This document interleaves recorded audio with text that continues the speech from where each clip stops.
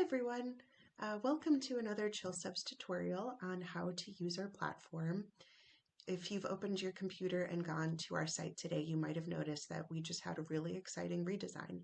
So I wanted to take a couple minutes to show you where you can find all of our features, and also if you're new to Chill Subs, we'll go over how to use some of these features if you're using them for the first time. So if you remember our website before today, you probably recall that there was a little hamburger in the upper right-hand corner where you could navigate some of our website features. We have transformed it and created this left-hand navigation bar to make it a little bit more intuitive. So when you open our website and you have an account already logged in, it's going to look a lot like this. And you will be able to browse magazines just as before. And here is where you can track your submissions. So every time you make a submission, you can record it here in either a table or a board form.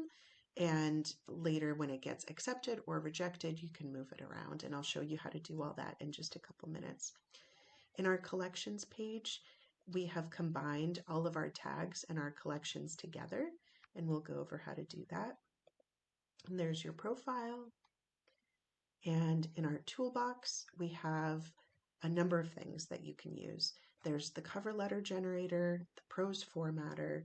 We have our contest calculator here to see if the contest that you're considering entering is worth your money. We have our submitter's passport, which is where you can store all your bios and contact info and pen names that you can then use in the cover letter generator. We have our rejection bingo here. So every time you get a rejection, you can play the game, and I'll show you how that works. And then we have our calendar, which is a way of being able to see what Chill Subs events are happening on any given day, as well as any deadlines or deadlines that LitMags have, or if any of them recently opened for submission. Then we have resources, and that's where you can find posts from our sister organizations like Subclub, the Forever Workshop. There's our blog, our Discord. If you participated in First Draft November, you can find all the posts for that here. And then here's our events, which we have usually about once a week, sometimes more. And that includes our Ask Me Anything events and workshops and things like that. And those are free to paid subscribers. So feel free to sign up for as many of those as you like. Here is where you can find other writers who have profiles on Chill Subs. So currently that's 71,809 people who have taken the time to create a profile on Chill Subs. And the neat thing about that is you can search for other writers in your area. So you can say, I live in Missouri, and there are 8 other writers in Missouri that I can connect with. If you live in New York, you're going to have a lot more options for friends. There's 456. If you live in London, you have 255. So you can find friends all around the world. The other cool thing about that is if you make a profile and make yourself searchable, sometimes literary journals or agents will come here looking to solicit work. For example, a lit mag might have a folio coming out that's specific to a certain place, and they might come in here and search writers who live there and get in touch with them. Okay, so that is our writers database. And then you can find our services under the services bar. We make custom lists based on your work. If you send a couple of pages of your work for our editors to read, we will customize a list of lit mags that we think you would be successful in submitting your work to. There's also a list of agents, and then our flexible feedback for your writing. Now there's also the More bar, and under this you can find a couple other things. There's our About page if you want to know who runs Chill Subs, who does all the work to hopefully make the literary world more accessible for everyone. You can get subscription information here. So if you want to upgrade or downgrade your membership, if you're a free member and would like to get a paid subscription, you can look at our different levels here. And then we also just recently started an MFA Partners program.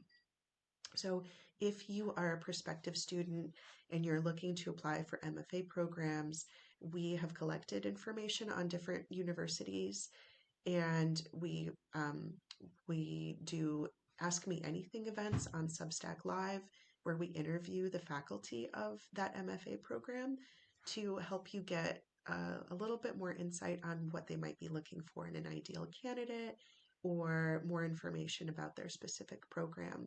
And so when you click on a school's page, you can click on Learn More.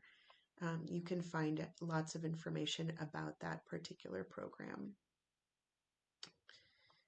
So for example, what genres they offer, what publications might be associated with the school, any application details, whether they're fully funded and what their stipend amount is, what their application fee is and the deadline, and who is on their faculty, as well as some FAQ questions, which is sort of a mini interview where you can find out more about how to apply.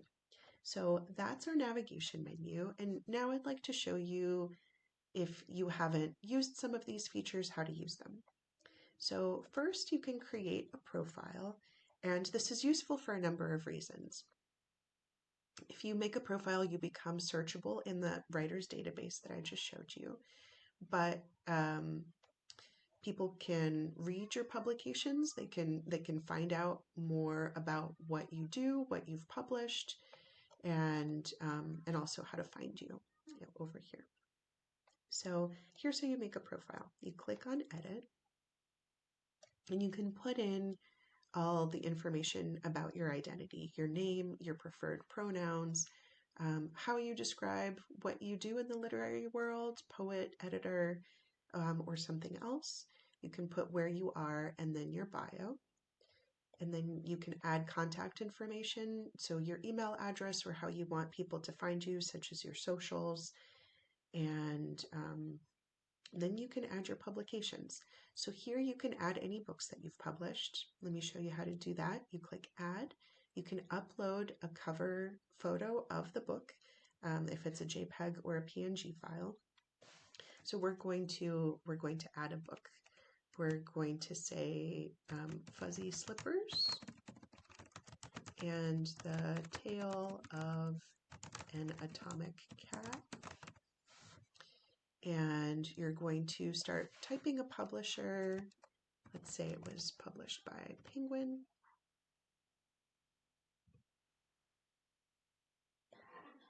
If it's not there, you can add the publisher. Published in 2025, you can add a link for your book. And we're going to say this is fiction and that it's a novel. And you can select a genre. Maybe it's literary. I think in this case, gauging the title I just made up, it's going to be absurdist.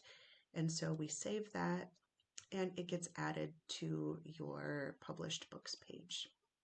You can also add individual publications, such as poems or short stories. So if you copy and paste the link from your browser, you can, if you copy the link from your browser, you can paste it here. You can put in the title, Washing Dishes, and add a lit mag. Let's say Sky Island Journal in 2025. And then here's this really neat feature where you can, if you leave this switch toggled on, when people go to that magazine's listing, if they want to read some of the sample work that they've published, this piece that you just added a link to will show up and people can read your piece. So I'm going to say that's a poem, and it's a prose poem, and we save it. And then it goes to, this gets put in alphabetical, or I'm sorry, it gets put in chronological order, and it gets added to your list of publications. And then if you have other projects that aren't publications, for example, maybe you have a Substack newsletter that you send out, or a zine, or a blog, a YouTube channel, or a podcast. Maybe you sell literary merch or you run a particular event. You can add that here and people can find out more about it when they search you and read your profile. So if I have a YouTube channel that I just call my name, that started in 2019, and add the link, and you can add a description of it, then you can save it and it gets added to your projects and it'll come up on your profile. And then there's this neat thing called badges. So these get added automatically if you hit certain milestones by using Chill Subs. For example, if you use our submission tracker and you track more than 100 submissions, you get the Strider badge. If you if you list more than 50 publications on your profile, you get the Super Publishy Person badge. If you play Rejection Bingo a lot and you win, then you get the Rejection Champion badge. And so it's fun to collect those. It's good to feel good. And so we've gone ahead and created a couple, and there are new ones that get rolled out periodically. So that's it. Now you've made a profile. You can click done, and now you can see the books that I published, which is not real, so I'm going to delete that after we're done with this. The journal, the literary journal link that I shared, and then if you scroll down, there's other projects. And then when people look you up under writers, they can see all that. Okay, so we've learned how to navigate the website. We've created a profile. Now let's browse some journals so that we can make some submissions. So if you're not familiar with our browse feature, you can look up a couple different things. We have a standard browse feature, and then there's also a more involved browse feature for people with paid subscriptions where you can browse by keyword. But we have a lot of free features, and so if it's not in your budget right now, don't feel like you are missing out on some features, but don't feel like Chill Subs doesn't have a lot to offer you for free, because a lot of our features are free. So if you want to look for places to publish your work, you can use the filter function, and you can narrow down. So I want to go back real quick. In our database, we have 4,266 literary journals, and new ones get added all the time. And if that can be overwhelming, if you just say, I have 3 poems that I want to send out today, and I don't know where to send it to, it can be hard to just scroll. We want to get away from the endless scroll and have it be more focused and targeted. So you can go to filters and you can narrow down the journals that might be good for the particular work that you want to send out today. So if I'm sending out poetry, I can click on that. And then I can narrow down. So immediately that cuts the places that I can submit to by almost half. Now there's 2,841 magazines. You're going to have the most options if you hit general. You can also just leave that blank. Prose poetry is going to narrow it down to 983 magazines. So let's say we have a prose poem we really want to get published, but we want to narrow it down more than just 900 journals. So you can select by a couple of different features. Maybe you want a journal that's open to submissions right now. You can click on that. Now we have 439 magazines that are open. Maybe you want a paying publication. So you can click on Pays, and now that narrows it down to 106 magazines. And then you can narrow it down by vibe. And this is really useful depending on what your larger publication goals are. So very fancy, very impressive, not very fast. those are publications that take less than that have a less than 3% acceptance rate and that take more than 6 months to respond on average. Top tier stuff, not Paris review, but close enough, is going to be a less than 3%. I'm sorry, the top one is less than 1% acceptance rate. The second one, top tier stuff, is less than 3% acceptance rate. Living their best life in the sweet spot is going to be a 3 to 8% acceptance rate, so slightly easier to get into, but still prestigious. Send us your best but less intimidating is 8 to 20%. Picky but possible is 20 to 50%. And we're just chilling here is between 50 and 100% acceptance rate. Then we have a couple other categories. Get them while they're hot off the press is a journal that we just just added. Go Say Hi is a journal that we just added that has been around longer than 6 months, but not on our database. And Get Them While They're Hot Off the Press is a fledgling journal that's been around for less than 6 months. And then we have some other vibes. So for your weird outsider stuff, this is self-designated. So the editor of that journal decides that they fit in that category. And then Fuck Around and Find Out means we don't have a lot of data. People haven't tracked a lot of submissions, and so we don't have a lot of stats. So typically that's less than 20 tracked submissions. So if you're feeling bold, you can go and check out their website and check out their guidelines and send them their work, and then let us know how that works out for you. So there's also a sliding bar if you prefer to go that way. And then it'll narrow down the magazines for you.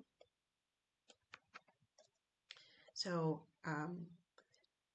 it just went from 106 to, when I narrowed it down to a less than 41% acceptance rate, it dropped it down to 80 magazines. And then you can do by response time. If you have a certain deadline in your head, let's say I am not feeling particularly patient these days and I would like to hear back in less than a month. So now there are 21 magazines. So you can click that if you want to scroll those 21, or you could narrow down further. But if you decide that that's actually a pretty small pool and you wish that you hadn't narrowed it down that much, you can get rid of any of these categories. So every time you narrow down, it creates a tag that you can then X out of. So if I want to increase this number, maybe I get rid of the acceptance rate and it brings it up to 25. And if I suddenly find some patients, I can click out of the less than 31 day response time, and now it brings it up to 106. So you can play around with that. There are a couple other things that you can do on this page. If you see a magazine that you really are excited about the prospect of submitting your work to, you can bookmark it. And there are two things that are cool about this. One is you can just put it in favorites or create a collection like Submit in January. Or you can create a category for a particular piece of work that you have. So maybe I have a story called Molly. You can create and save that collection and tag journals. And then later you can see the list of all the journals that you thought your poem Molly might be good for. So that way, if you're not looking to find a journal to submit to and submit right this moment, you can store it for later and not have to worry about forgetting what all those journals were that you were excited by. Also, if you find a journal that comes up all the time in your browse and you know that they're not right for you, maybe the Journal of Compressed Creative Arts, it doesn't fit your vibe because you only write long form, you can hide this listing here and it won't show up again.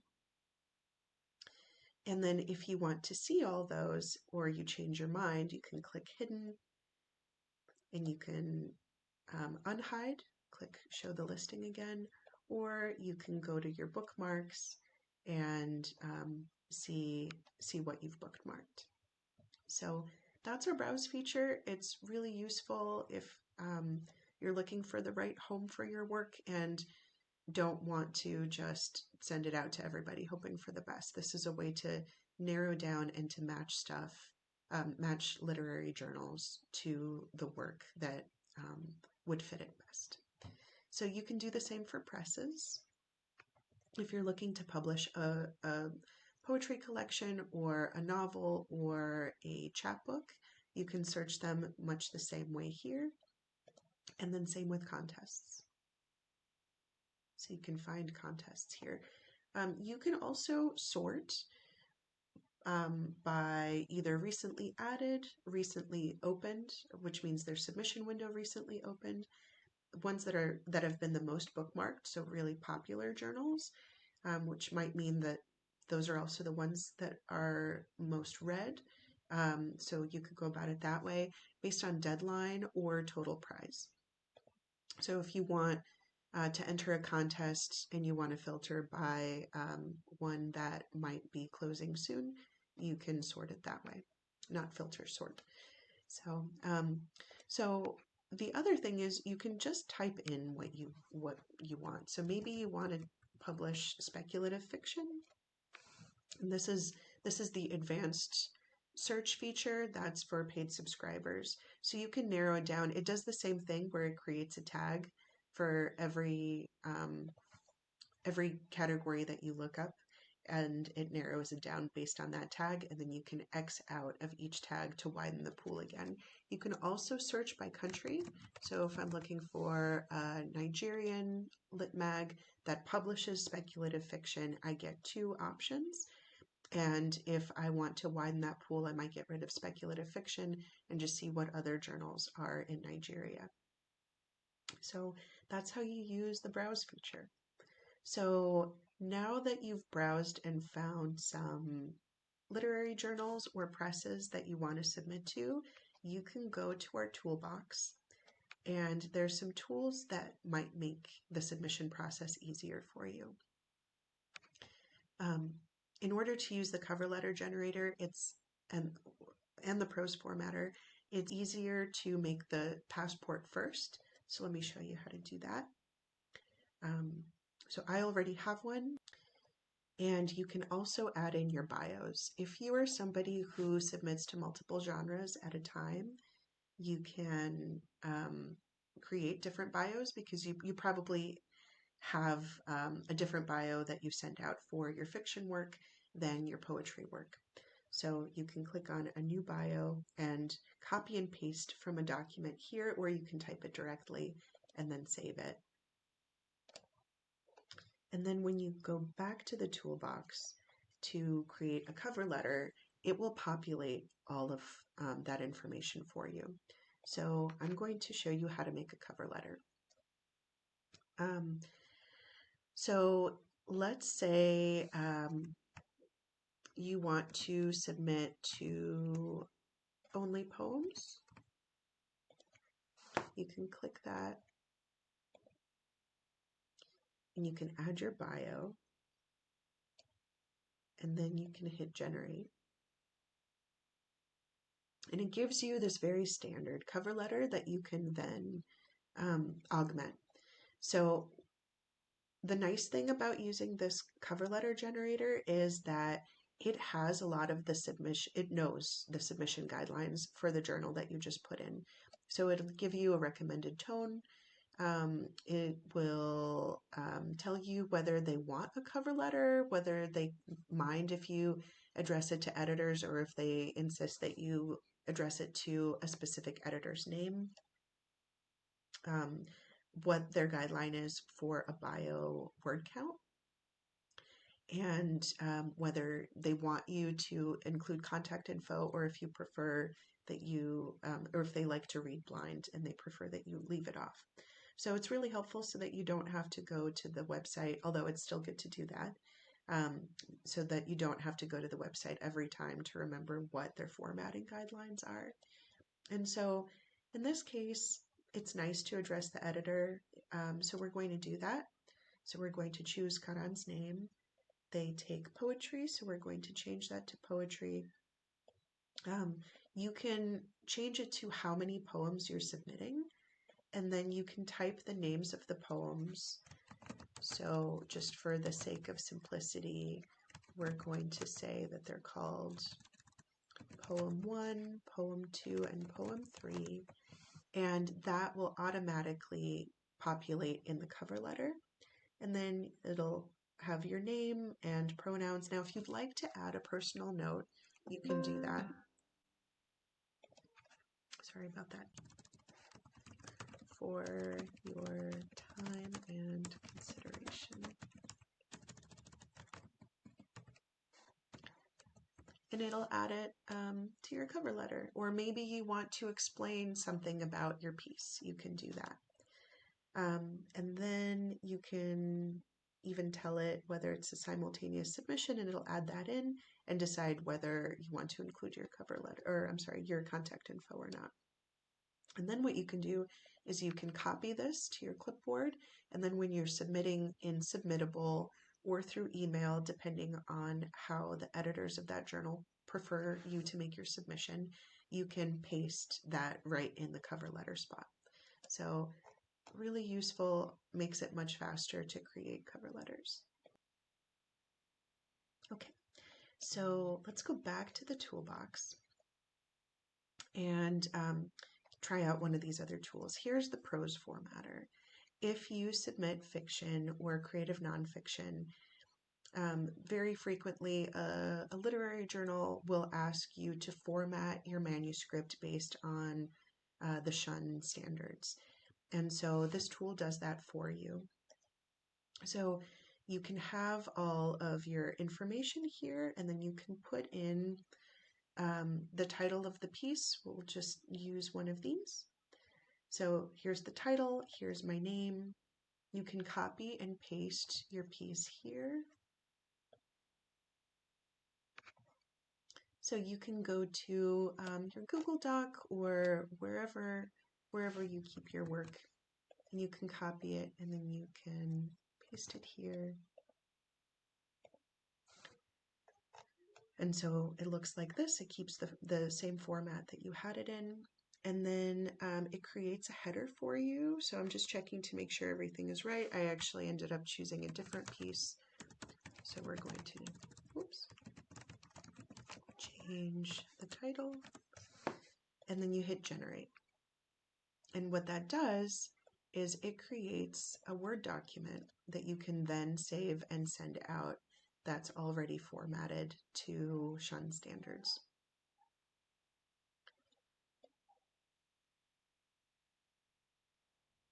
So here's the document. It gives you the name, it gives you the word count here. It gives you your name and your address and your contact information. It does the appropriate spacing and the margins and creates a header and paginates it. And so then you don't have to mess with all that manually every single time. Okay, so that is your prose formatter. Super handy. So we'll go back to the toolbox and play around with a couple other things. I will show you rejection bingo, but first I want to show you the tracker, so maybe we'll come back to this. Here's our calendar, and there are some of our Chill Subs events. We have a submitted session on the first Wednesday of every single month with editor of Brevity blog, Andrea Firth. And so for an hour and a half each month, we can get together and kind of hold each other's hands through the submission process. If you think that submitting is kind of a slog, or if it's lonely, or if it's boring, or you just have trouble getting motivated to do it on your own, you can come to a group event where she also shares some resources and answers questions about the submission process. So that's on the first Wednesday of every month. And then on the third Wednesday of every month, we'll be doing a live chill subs tutorial. I'll be running that for you where you can ask questions. So very much like this video, but live. So, um, so if this video loses you and you want to do it in person over Zoom, then you can show up to that. There are other things that you can do in the calendar is check out magazines. And this gives you any journals that just had a submission period open or any that just closed. Now we can go and track our submissions. And tracking your submissions is really important, especially if you're sending out a lot of simultaneous submissions, because if your piece gets accepted somewhere, which is the goal, of course, it's going to get accepted somewhere eventually, you're going to need to withdraw it from consideration at all the other journals that you've sent it to. And you have to remember where you sent it to, where you sent it. So one thing that's really nice is you can actually import all your data from Submittable. If you there's a little tutorial on how. If you click right here, you can download the tracker import guide, and it tells you how to do this. When you go to Submittable, I'll just take you to mine.